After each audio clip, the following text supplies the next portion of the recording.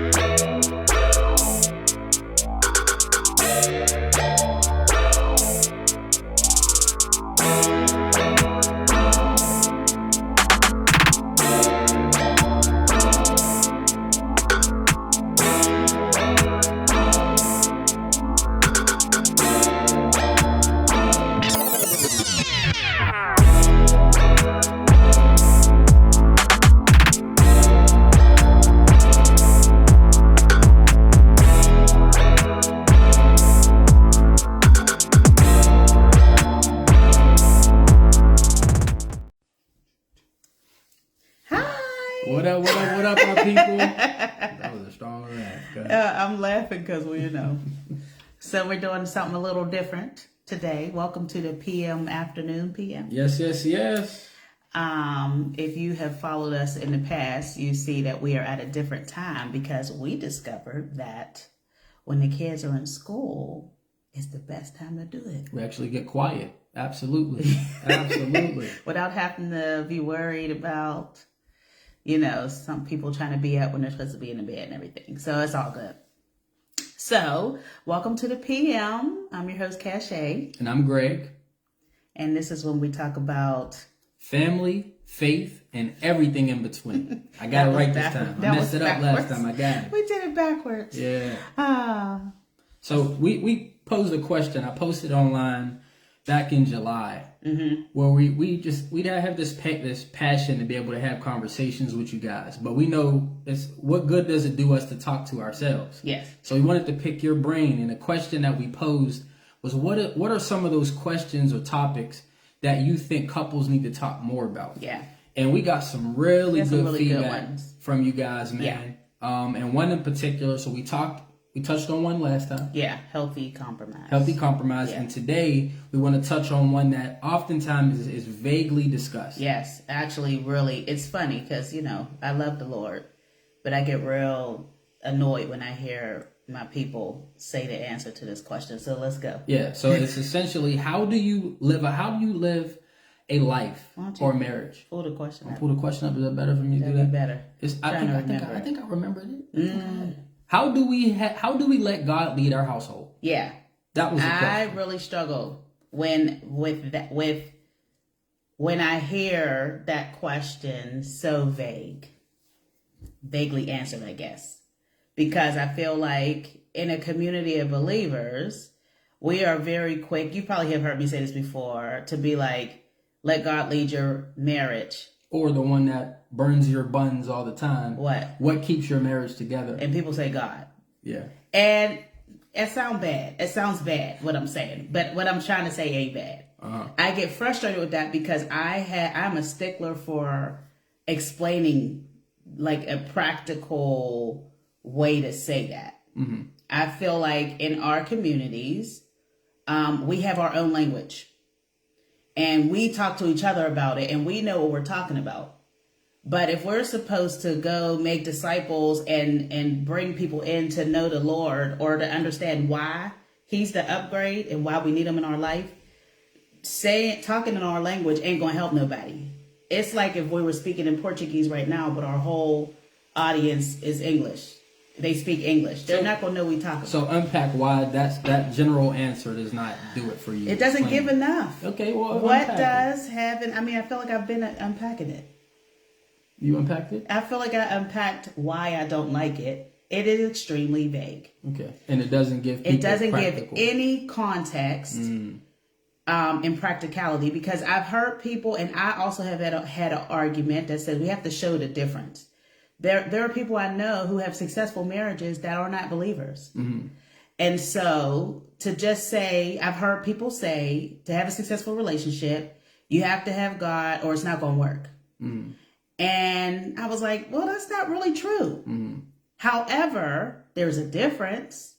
And what I love to say is having God, there's an upgrade that you get that you don't know about. And so I think that we have to do better at explaining the difference or the upgrade of what having God in your marriage and in your household is and what it does, so that people could know. Because I got an analogy. All right. I have an analogy because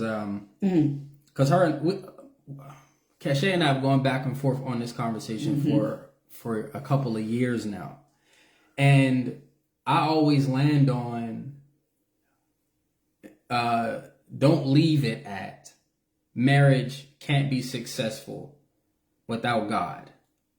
You mean can be? Or marriage. Yeah, don't leave it at marriage can be successful without God. No, and that's why communication is so important. This is why communication is imperative. But us talking about it has provided the context and the place in which she's explaining. Yeah. So she is saying, essentially, from the most basic standpoint, essentially we're lying to people if we're telling them that without Jesus in your marriage, it will never be successful. Yeah.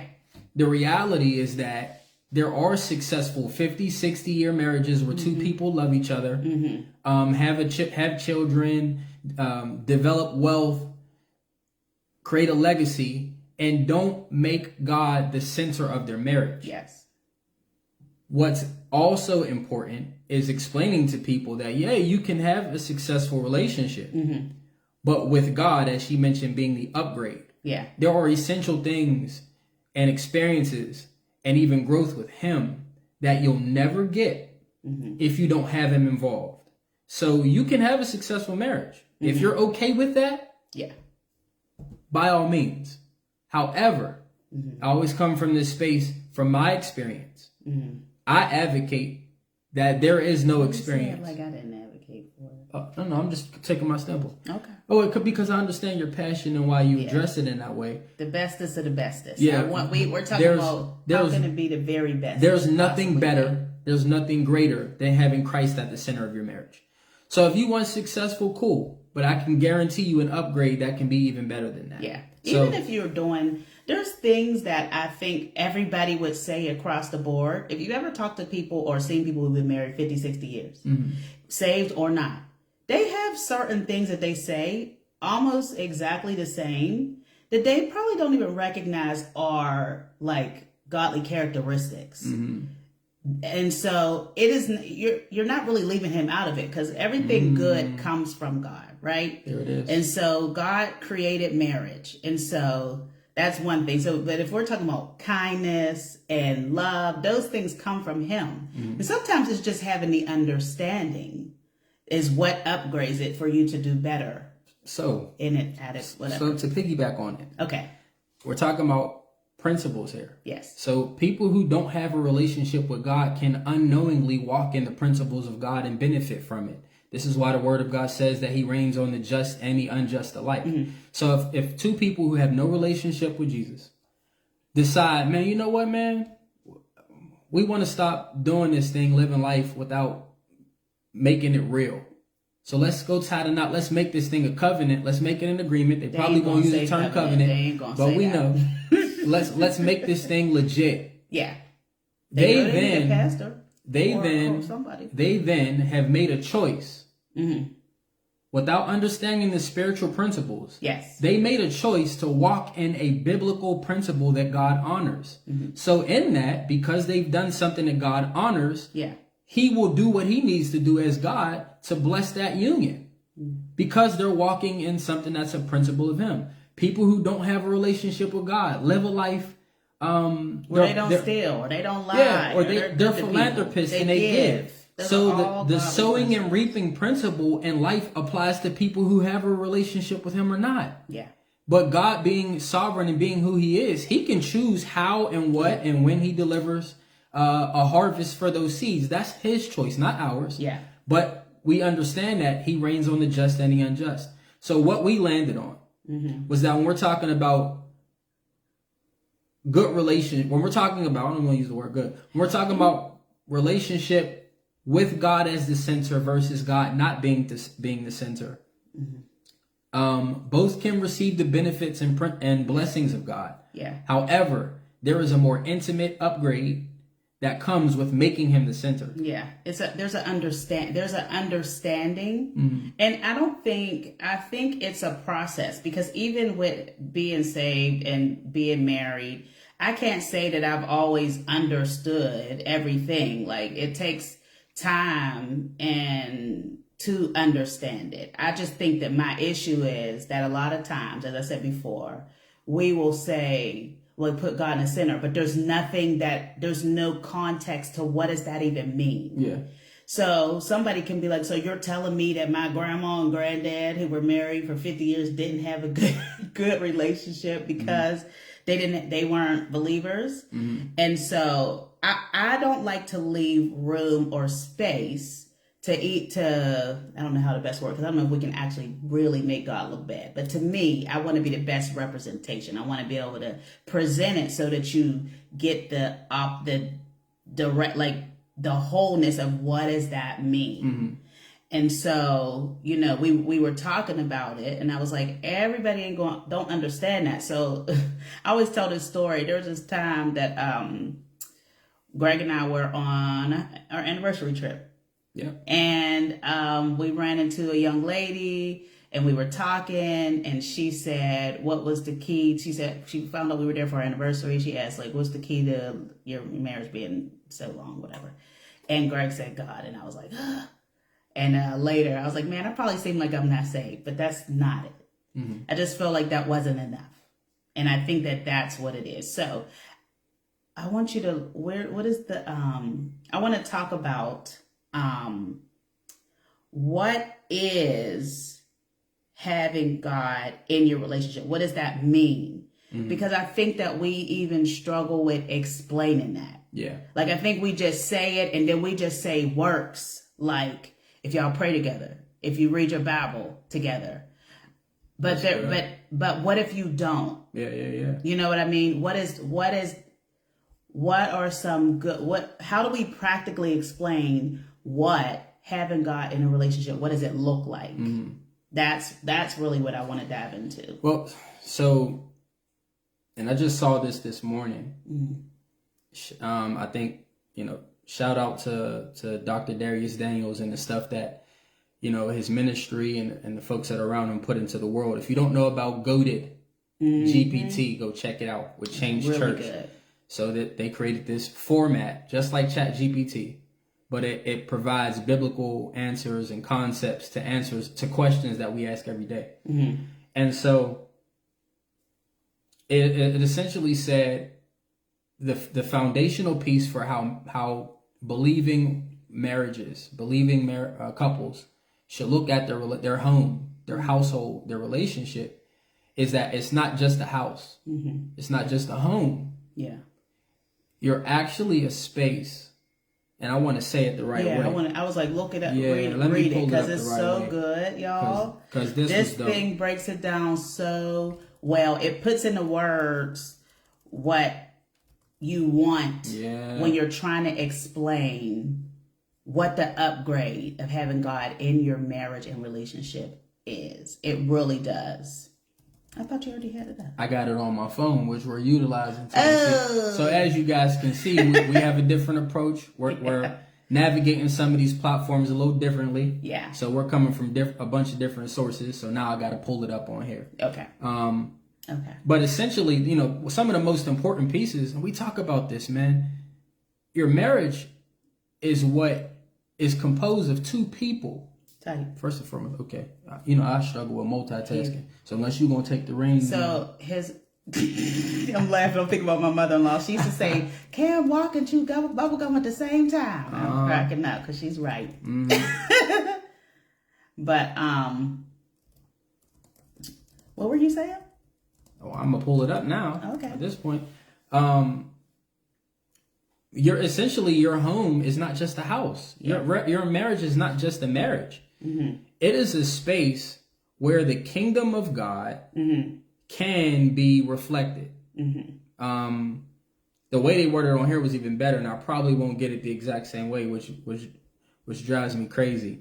But it's more than just your marriage. Like, we don't look at it as a space for us to just have children and create a legacy. We are now a space for the kingdom of heaven to reside and be expressed. Yeah. So our marriage, our home, the way we parent is an expression of God. Yeah. Is an expression of the kingdom of heaven. So what does God want to do through this? Yeah. First and foremost, that I think eliminates the room for ego, the room for self being the what's up, Lisa? What's going on? Hi. It removes the opportunity for us to make ourselves above the mission. We talk about submission. Yeah. That actually gives the most basic thing to think about in what you just said is when two people get married, there's a purpose. Yeah. For you being together. Yeah. It's not just like, yes, the Bible says it's not good for man to be alone. I'll make you a helper. I'll make you a companion so that you guys can be together. But it's not just about y'all being together. Yeah. There is a purpose. It gives it purpose for what you're supposed to do and be in the earth and what you're supposed to produce. Are you ready to say? I'm ready. Yeah. Okay. So when God is truly leading our home, this is kind of the metric. So if you're watching this and you're like, well, how do we gauge whether or not God is leading our home? Yeah. God is truly leading our home when it becomes more than a house. It becomes a headquarters for kingdom business. Now that's church words. How do we break that down? Yeah, that's you talking. I thought headquarters was pretty practical. No. I always think business standpoint. So what is a headquarters? When you think about a corporation, the headquarters is the primary hub where all the instructions, all the directives, where the organizing comes. That's where it's housed at. Yeah. All right. So when we're talking about our relationship, our marriage is the primary place where everything that's coming from God's direction is birthed out of it. It should be there. So how do we parent? Yeah. Our parenting comes from a space where it's directed by God. What's godly principles? We're gonna make it very practical. I meet now with my boys on Tuesday and Thursday every morning. This. Every morning, I meet with them. We wake up early, about 30 minutes before their regular time for waking up for school, and I just make them some tea. They've been trying to get me to make them coffee for a minute. I'm gonna make them some coffee one of these days. But I make a cup of tea. And I just present them with some simple, practical questions. Like the first day I said, man, y'all ask me anything you want about me, about my childhood. We listen and we don't judge. You know what I mean? And they asked me questions like, what were some of your favorite moments as a kid? Yeah. And so I was able to tap into some of those old memories. Like, man, I remember some Christmases where my dad surprised us with some stuff and my mom and dad created some experiences for us. I remember the first time I rode my bike when I came home from school, and my dad surprised me with this brand new Huffy, and I'm riding it down Warrington Ave. If anybody from Pittsburgh, you know what it is, right over in Belle Suver on Warrington Ave. I would not advise you letting your kid ride their bike on Warrington Ave. That was the best memory that you ever had. What was today's conversation? Today's conversation, we talked about. We discussed, first we talked about just the roles that you play in life. As a what? Oh, as a man. Yes. How did I forget that? Yeah. So I asked them, I said, what do y'all think, what's your definition of a man? Like, what would you say are a man's responsibilities in life? And so I let them share, and they shared some stuff that generally we say, like somebody who protects, somebody who provides. And I said, okay. Right on, man. I said, so let's unpack that a little bit. Because our picture of protector and our picture of provider is way deeper than what society and even the church in many ways leaves it at. Yeah. That's what we're talking about today. Not just leaving it at, well, it's God. Yeah. Okay. But what does that mean, though? Yeah. What does well as God mean? Yeah. You know. It's way more. Yeah. That was really, I love you guys' conversation because what you're saying to me is, let's start back. So one of our missions in the thing we say all the time with our coaching and the PM and everything is healthy people, healthy family, healthy world. So in the beginning, God created man and then he created a woman and he put them together and he said, I want you to be fruitful and multiply. I want you to have dominion over the earth. right? And so how does this tie into what you're saying? If we're healthy, and then we get with somebody who's healthy, and then we're together, and our home is a headquarters that is trying to, y'all saw we fruitful, we multiplied. We're trying to send healthy people into the earth. Oh man, I'm out some hands. You making it glitch. No, it ain't that. It said it was slow. That has nothing to do with my hands. Greg got a problem because I talk with my hands, but this is how I be talking. The more we use our hands, the slower it gets. No, that ain't what it said. It kept going. Slow connection. Relax. What's up, Erica? What's up, Miss Barb? How are you guys? Yeah. So how do you make a healthy person first? What is God's design for that? Yeah. Well, He wants you to come from a healthy home. Right? My hand is fine. You're gonna have to relax. I'm focusing on what you're doing. You're gonna have to come from a healthy home. You want what his design is that he has two people that come together. Yeah.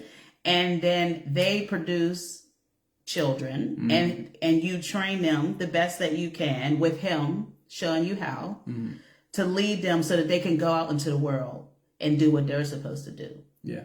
And so in the end, it does really start with, in the beginning, it starts with God as your foundation. If we're just talking God's plan and how having him in your relationship, in your life, in your marriage, creates a better life, is starting with knowing how to do what he said in the very beginning. Yeah.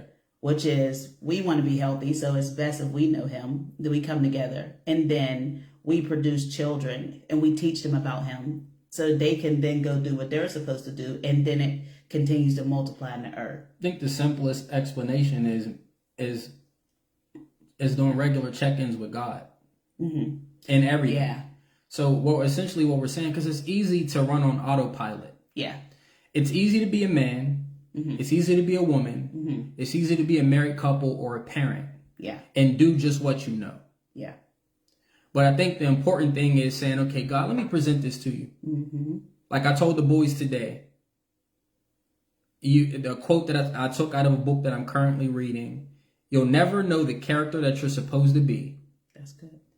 Unless you know the story that God put you in. And so Batman or Bruce Wayne wasn't born in Metropolis, where Superman was. He was born in Gotham. His story, his setting needed to take place in Gotham, and the tragic things that happened to him with losing his parents was necessary for him to become who he was a part of his story. But he needed to know what character or who the character was that he played. Yeah. So I'm Greg in this marriage with CashApp, father of Greg, Micah, Juliana, Asher, and Judah. So I could just wake up every day, go to work, bring home the bacon or whatever the world may want to call it, come home, eat, go to sleep, rinse and repeat. Yeah. This is exactly what I told the boys this morning. But I said, God has shown that my job as a parent, because I checked in with him and said, God, show me what it is to be a parent that you want me to be. Yeah. He revealed, there it is. He revealed that it's way more than just waking up, finding a way to make some money, and then coming home. Yeah. You got to be present and be present. Yeah. You have to be intentional. You have to figure out what's the rhythm and pattern for you as a parent. Yeah. What do your children need? I often pray and ask God, like, what am I supposed to, like, they were given to us, right? Them, not anybody else. So what do they need that's in me, that you put in me? That's good, man. This is how we have God in the center of our marriage, our relationship, our life. Because God can show us, for some things, you're going a long way without him.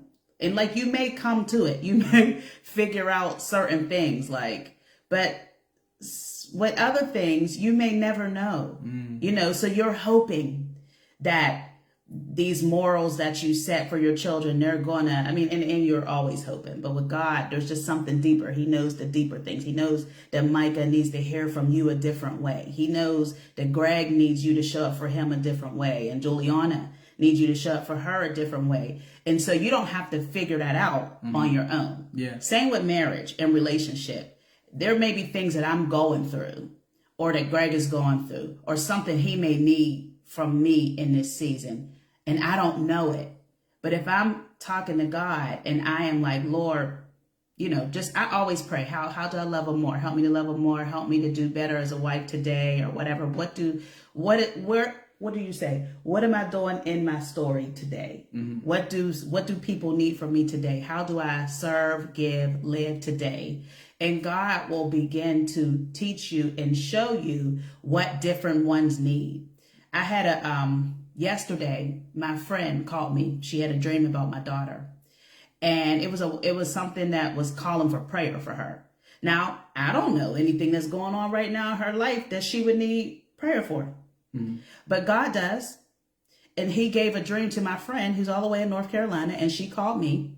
And she had already started praying. And I started praying. And then God showed me 2 other people to send it to so we could start praying. Mm-hmm. And so whatever it was that was a plan to do, whatever, be an attack towards my daughter, the Lord, as the upgrade, sent a warning ahead and gave us a strategy of what to do and who should do it.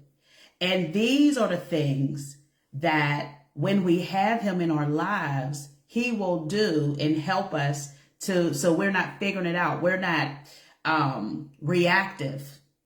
Is that the right word? Yeah. Like we're not having to be reactive. As we heard Mike Todd say, we need to respond rather than react. Yes. Absolutely. And so having God in your relationship, in your marriage or whatever, there are foundational things, of course, but then there's like the deeper things because we're all individuals. He has a purpose for all of us. He has a purpose for our children. He has a purpose for our marriage. But if we don't have him, we don't know even to ask for it. So we're not maximizing what he put us together for without him. So even if your marriage is good and great or whatever, with God in it, you can maximize the plan of what he has for you because he knows the plan. That's good. We don't know the plan. We just like, oh, I like him, I like her, which is cool. That's the start, right? Yeah. But, he can help us with discerning different things that may be needed. He can help us with, like, his purpose for us, we don't know, will bring a level of satisfaction to us that comes from what he put in us from the time we were born. Since he created us. He like, when I made Greg, I want these things for him to do in this earth. And when we do them with him, of course, there's a level of satisfaction that we get that we won't get from anything else. On the contrary, you see people who are highly successful, but still empty inside because they lack having God in their life to fulfill. So even if he created the Jeff Bezos, the different ones, for instance, to do all those things, the Oprahs and them, he knew that they were going to have influence like that. But when we don't have him, it doesn't mean we don't get that. Doesn't mean we won't get the success that he wanted us to have. However, there's an emptiness that you often see people who don't have him to understand the basic things that are actually meant to fulfill or satisfy you as a human being. So Oprah being called to be Oprah was written from the beginning of time. But Oprah having God in her life, what more would that do for her? And what more would that cause her to do for others in what she's doing if she has him versus when she doesn't? Does that make sense? It does. It does. I have to pair it with, and this is really about, what our appetite is. I'm going to pair it with, I heard Jackie Hill say, she gave this really, really dope analogy, man. When you go to a restaurant, one of your favorite restaurants, one of the first things they do is they put the bread out. They give you them dope breadsticks or the rolls that you like, and you fill yourself up on that bread, and then they bring the menu out, and you look at the menu and you pick 1 or 2 things off of there, and then you're still eating bread and stuff until your food comes. And then by the time your food comes, you realize, man, I don't even need all of this. And essentially, that's really what it's like when you're filling yourself with the things of God. Yeah, you lose the appetite for other things. You see this giant menu of opportunity and options out there that could be presented that could very well be contrary to the word of God, whether you see it or you don't see it. But as you're getting an appetite to feed yourself the stuff that's of him, you start losing the appetite for other things. So that's why I'm bringing it up to say, when we talk about the first principle of making God the center of your relationship and God leading your home, the starting point of that is always doing regular check-ins with him. Yeah. And finding ways to get fed things of him. Yeah. When you feed him with those things. I'm thinking something while you're saying it. Oh. You gonna make me lose my point? Go ahead. Go ahead. No, go ahead. Finish. No, go ahead. Finish. Go ahead. Go. Go ahead, cuz. If we don't know what we need, right? So we will look at other things and other people and other things outside of us and compare, thinking that we need all that stuff. Just like the menu, right? But those regular check-ins with God, you'll find that maybe that's not the assignment for your life. So you don't need to have that thing. Yeah. You know what I mean? Yeah. It's not always that it's bad and you're feeding yourself bad. This is bad for me, but I still want. Some things are good, but they're not good for you. Yeah. Like you don't have to do it. Like you're putting yourself. Or even not good in that moment. Yeah. You might be putting yourself through something that you don't have to. Absolutely. Because you are thinking with your mind, well, this is what it's supposed to be. Or I see them doing that, so it must be. And I'm not saying that it's wrong to look and say, how can iron sharpen iron here? But a lot of times we have trouble with comparing in a way. We'll start being hard on ourselves. We'll start being hard on our spouse, thinking, well, you're not like Pastor Bruce. Pastor Bruce is like this with his wife. Pastor Bruce does this in the community. And we start putting on all these things on them that they are not even supposed to do. You know, and so we need God to show you like what you actually need. Yeah. I think that takes me to our second thing. So number one is, for how do we know that God is leading our home, leading our marriage, our relationship? Number one is doing regular check-ins with him and making sure that he is the direction, the guide for those specific areas of your life. Number two is, and I had it. It made me think about what you were saying, and I lost it in that moment. What was I saying? What was you saying? What were you saying? I just said the comparison. Oh. There we go. Well, no, I had it and lost Community. it again. Community is what I was about to say. That is what I was thinking. This is why, iron sharpening iron is much bigger than just your friends. We sharpen each other every day. Yeah. But that second component is community and not comparing yourself to everyone else. Yeah. We were talking about, we've quoted in the past, comparison kills, but we kind of modified that. Yeah. Unhealthy comparison kills. Yes. Because I think we all compare ourselves, compare our skill sets. My man Art is on here. We grew up playing basketball, and we've always looked at certain athletes a certain way, comparing our skill sets, comparing certain people's, who's the greatest, who's the GOAT. So we always have a model of somebody who's doing something well. But unhealthy comparison is when you diminish. Oh, this is good. When you diminish who you are and how you do things. Yeah. Because you don't do it exactly the same way as someone else. Yeah. So when I think about our marriage, it's good to look at another relationship that we see from afar is doing it well. Yeah, absolutely. It's good to look at certain principles and, man, I like how they have date night, man. I love how they pay attention to trigger words, or for us, we have safe words where it's like, let me have a unicorn moment. Where this is we listen and we don't judge space in this moment. Let me get my heart out without you cutting me off, without you shutting down how I feel. Listen and process what I'm saying first, because what I'm saying could have some validity, or I could just be talking on my neck. I could be having an emotional moment. I just need to talk, but let me get it out. These are all necessary components to have a healthy relationship. Yeah. You know what I mean? So community is important. It is. And being able to pay attention to how other people do things, have a healthy comparison. Yeah. And then be okay with being you. Yeah, figure out what fits y'all. Yeah. My thing is always going to be like your life, individually and together, is still going to be customized to you. Not only just because we are just uniquely designed anyway, but also unique to how God created you and what he wanted you to do versus somebody else, And so sometimes we will think, like I said, that we're supposed to do something we're not. And God knows how to show us if we invite him in that space. He knows how to go, no, you don't got to do that. Are you sure? You know, because I used to say all the time, like, sometimes I'll be thinking for God because it's a good thing. And then end up hurting myself because I'm doing all these good things, but not leaving room for what he actually wants me to do. We talk about being a character in your own story. My life isn't set up the same way as somebody else's life. Nope. You know what I mean? Yeah. You know, if somebody's a brain surgeon, they don't have the time that I may have in my life. So for me to tell them, you need to do your relationship X, Y, and Z this way. And they look at their weekly schedule and like, bruh, I'm on 16-hour days, 4 days out of the week. 4. You know what I mean? I'm just hype. I'm just done, bro. How am I supposed to make that happen? Yeah. Like, so the important principle in that is, okay, if they're going to compare their lives to mine, the principle that I'm offering to them is, hey, man, invested time between you and your wife is paramount. Yep. That's the principle that I'm offering you. Yeah. I'm not telling you to go do it this way, do it that way. I'll offer my ideas. Yeah. You have to figure out. You need to make it a priority, a principle in your life that for me and my wife, we are investing time into each other. Yeah.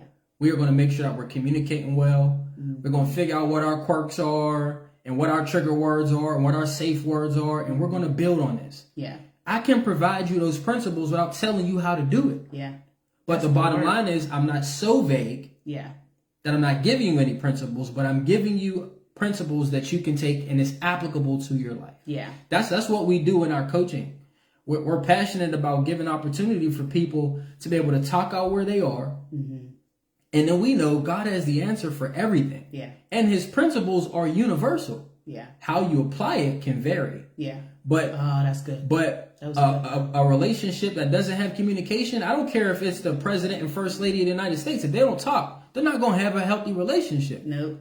Bottom line. Yeah. If you're a 4 or 5-star general in the military and you're overseas and traveling, I can tell you that if you and your wife don't have what is necessary for you two to have a healthy relationship, it's not going to be as optimal as it can be. Yeah. There are going to be gaps. There's going to be missed opportunities to pour into each other and to cover each other.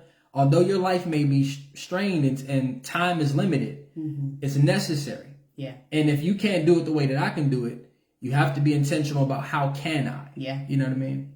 Yeah. That's really good. Yeah. I was all in. Yeah.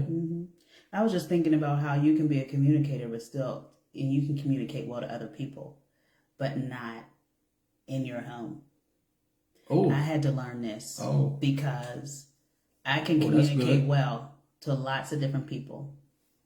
But I struggled with communicating with my kids. Because we have learned to communicate well with each other.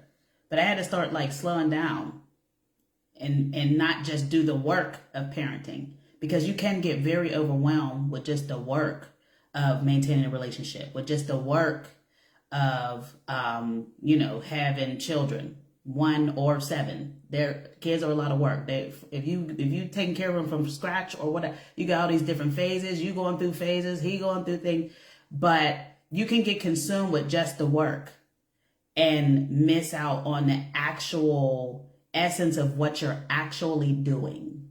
And so I had to start saying to myself, like, this is going to be someone's possible wife one day.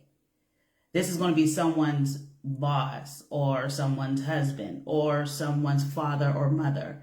So what would I want them to take as a principle that they could apply to whatever, like wherever they are, to make sure that we are sending them as whole as we can from our home into the world.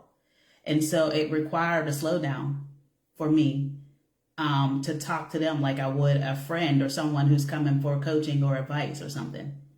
Because, that's when it's like, it's easy to talk to my friends or, someone coming as a client or something like that. But it was more difficult to have to slow down and say, well, let me just sit and try to enjoy what's happening here, even though, this 5-year-old is getting on my last nerve. Like, let me stop and instead of just saying, you know what to do they? Because I had way more grace for people coming to me and understanding I needed to break it down very well for them. Yeah. But I didn't have as much grace for my kids, which is crazy because I literally birthed them. So I know how much you don't know. I can see. But, I think it is most important from all of this. I just heard Michelle Obama say this, to learn to be satisfied and content in the space that you're in. And to me, it goes with the scripture that says to bloom where you're planted.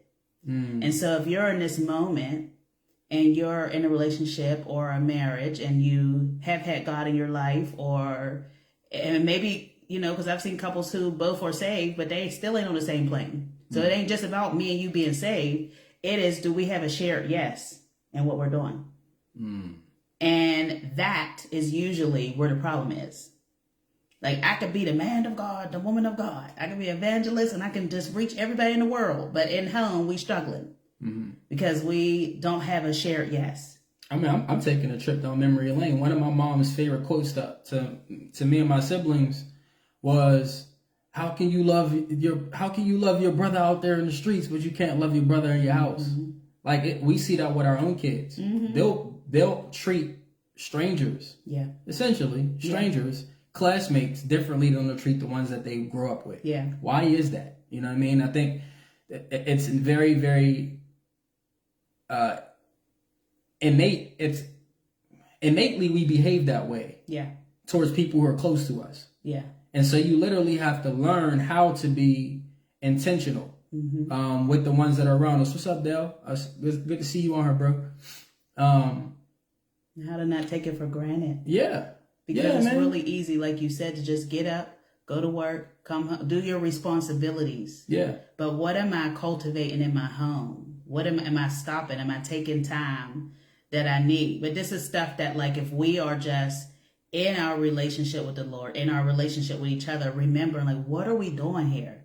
What's the purpose of this? Because it wasn't just to have somebody to go to movies with. Like, that's a perk. That's cool, but I don't want to live an average life where I just go to work, come home, and then until I die. I don't want that.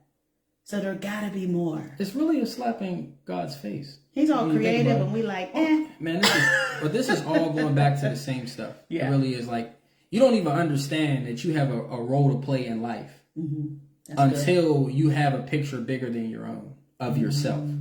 And where do you get that picture from? You're going to find yourself landing in some way or the other looking at God. Yeah. Whether you see somebody who's doing some stuff that you never imagined and it makes you start to think, can I do that? And then you start evaluating, man, what was I made for? And then where you find yourself talking to God. Like, okay, what am I made for? What am I created for? So now it starts with, like, recognizing, man, I got a bigger role to play than just getting up and doing the same thing every day, the same, as they say, rigmarole. Yeah. If I'm a dad, what role do I play in being a dad? Yeah. And that's more than just providing. That's more than just protecting. Yeah. What are the things that God put in me that I could deposit in them? If I'm a married man or a married woman, what is my role every day? I challenged my boys this morning when we had our talk. I said, I'm going to make this very simple for you guys. Throughout the day, take moments to just talk to God. And I said, that sounds strange. Could it sound strange to you? If you've never heard him audibly talk to you or have an intimate relationship with the Holy Spirit and he speaks to you in a way that you have developed and understand. But I challenged him. I said, man, just talk to God throughout the day. Even in your head, you may have moments where you talk out loud. It don't matter. But just say, God, what do you want me to do today? What do you want me to do in my conversations today? Yeah. What do you want me to do in the relationships that I have with people? What do you want me to do in class today? That will be impactful. And so tonight, when we have our peak and pit time at dinner, which we always do, we just talk about what's your highs and lows of the day. My hope is that they'll be able to look back over and say, man, I had a chance where I could have raised my hand and gave an answer, but I chickened out. And that's okay. Yeah. The important part is recognizing that I can get better at that. Yeah. Or you may have a moment where you see, man, I had a friend that wasn't looking right. I had this strange feeling. We know it's much more than a strange feeling. But this strange feeling that they weren't feeling right today. Yeah. So I went over and I said, what's up, man? How you doing? Yeah. And we had this conversation and they told me about what they're dealing with at home. Those are the challenges and the intentional principles. Yeah. Intentional moments as a parent that we can help empower our children. Yeah. You can do that same thing in your marriage. Yep. When I wake up every day, I don't just want to go to work. I don't just want to just breeze through the day in life. Her and I have conversations from the time we wake up to the time we lay down at night. Yeah. That are mind-blowing. I wish I could have a camera around every day. Good. This don't even scratch the surface. Because the Holy Spirit, man, just makes stuff real in everyday talk. Like, we just talking about stuff, and it's like, you know what I was thinking about? Man, how dope God is with this. Yeah. Thinking about... It's just everything. Yeah. It's everything. Yeah. We talk about, but that's because we've built communication in our relationship. And we let him lead us. Yeah. And you learn what actually being friends in marriage is. You learn how to be all these things. And I started to see, even getting a little churchy, I started to understand the scripture that talks about how marriage is compared to Christ and the church. Absolutely. I never understood that. They would read it, I'd be like, okay, but over time, I'd probably say in the last year, I start going, that makes a little bit more sense.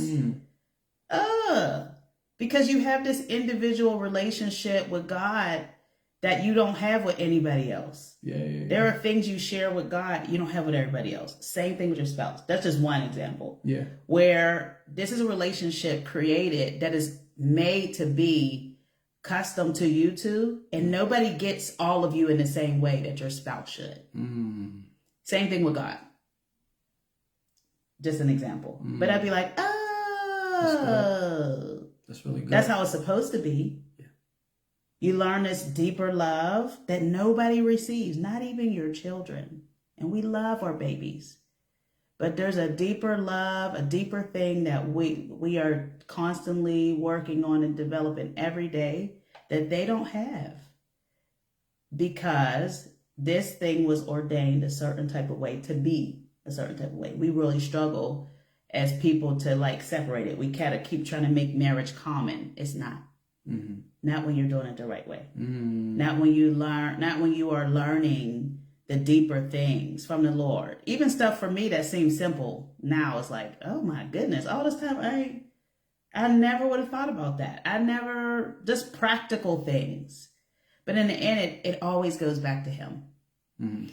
And so, with all that being said, I think we've said lots of things today. This was good, man. It was really good. This was good. I enjoyed it. Thank you guys so much for tuning in with us today. I think going forward, we're probably going to keep it at the afternoon. It's just easier. Yeah. With the babies. Get these kids out the way. Yes. We see the interaction with a lot of you guys. And listen, man, be bold. If you got a question that you want to pose in the comments, throw it in there. Or you can inbox us. Shoot me a message. Shoot Kate Cachet a message. Shoot our The Restoring the Breach page, an inbox. Yeah. We want to hear from you. Absolutely. We love chatting with you. We actually offer some really dope services for any of you guys that are married or looking for a relationship to set it on fire. We know that the importance, man, of community, and Shay quoted our motto in the very beginning, that for a healthy world, it travels all the way back to a healthy family. Healthy person first. Healthy people create a healthy family, which then leads to a healthy world. Yep. So what role do you play in making this world a better place?